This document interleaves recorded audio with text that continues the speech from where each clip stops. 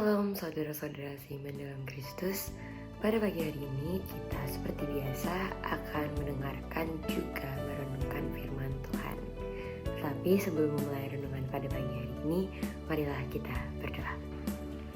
Allah Bapa yang bertata di dalam kerajaan surga, kembali kami mengucap syukur dan berterima kasih kepadamu atas segala berkat kelimpahan-Mu kepada kami Tuhan. Tuhan Yesus, pada pagi hari ini kami bersama-sama akan mendengarkan renungan dan juga merenungkan firman-Mu Tuhan. Kiranya berkat-Mu selalu melimpah atas kami, dan semoga renungan yang disampaikan melalui anak-Mu ini bisa berjalan dan berguna bagi kehidupan kami. Terima kasih Tuhan, hanya di dalam nama-Mu kami mengucap syukur dan berdoa. Amin.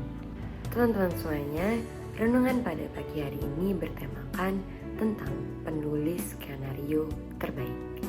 Nah, ayat yang saya ambil yaitu dari Mazmur 42 ayat 6.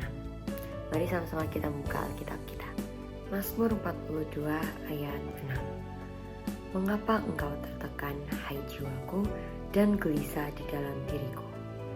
Berharaplah kepada Allah, sebab aku akan bersyukur lagi kepadanya, penolongku dan Allahku. Oke teman-teman, kalian pasti gak jarang dengar atau bahkan sudah mempelajari mengenai pelajaran sejarah, benar? Nah, banyak juga kan yang mengatakan bahwa pelajaran sejarah itu sangat membosankan dan membuat kita tertekan. Perasaan tertekan kita saat mengikuti ulangan sejarah juga banyak loh kita tunjukin. Padahal jika kita pelajari dengan kesungguhan hati, kalau kita mau mempelajarinya dengan baik, makna pelajaran sejarah itu sangat penting dan ruang lingkupnya itu sangat luas. Membahas mengenai sejarah, apakah teman-teman pernah mendengar atau bahkan sudah mempelajari mengenai sejarah penyertaan Allah bagi umat Israel? Baik teman-teman, mari kita sama-sama membuka kembali Alkitab kita di Yesaya 63 ayat 7-14. Saat itu Yerusalem akan hancur dan umatnya akan menjadi tahanan di Babel. Nah, suramnya situasi saat itu tidak membuat salah satu tokoh penting dalam kitab itu, yaitu Yesaya, untuk malas bersyukur.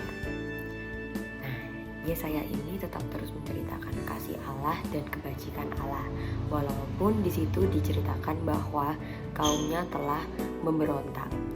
Lalu pada ayat yang ke-11 sampai 14, di situ Yesaya menggantungkan harapan keselamatannya pada Tuhan yang telah menuntun leluhur mereka, yaitu Musa dan bangsa Israel pada waktu itu untuk melintasi padang gurun menuju tanah perjanjian.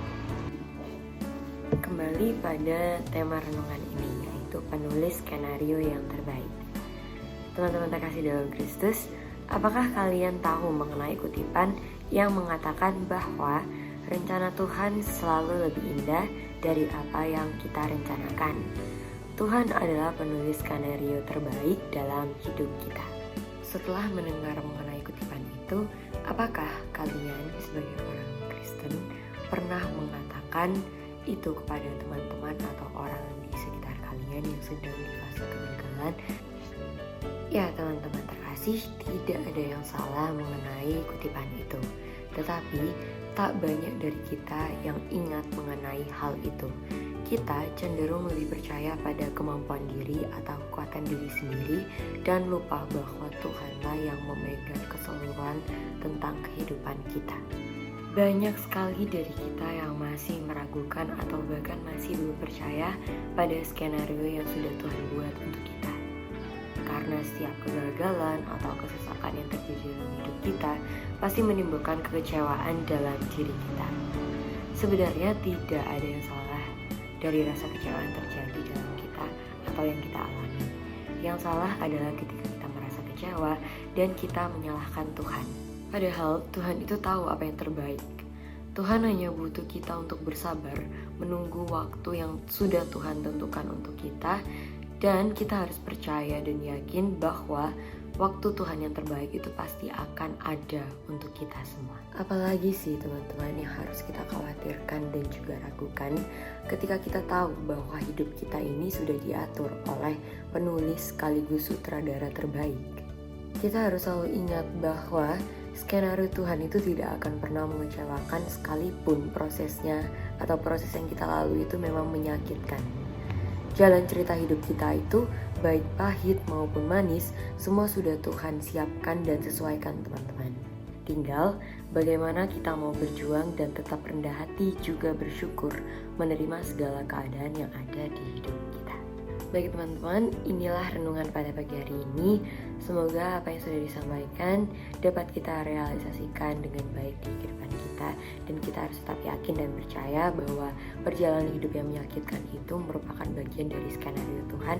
Dan kita harus menunggu waktu Tuhan karena waktu Tuhan itu adalah yang terbaik. Oke teman-teman, sebelum mengakhiri renungan ini dan kita memulai aktivitas sekolah, kita akan berdoa. Tuhan Yesus, kami mengucap syukur Tuhan, banyak-banyak berterima kasih juga karena kami sudah Engkau berikan kesempatan lagi dan lagi untuk tetap merenungkan firman-Mu Tuhan.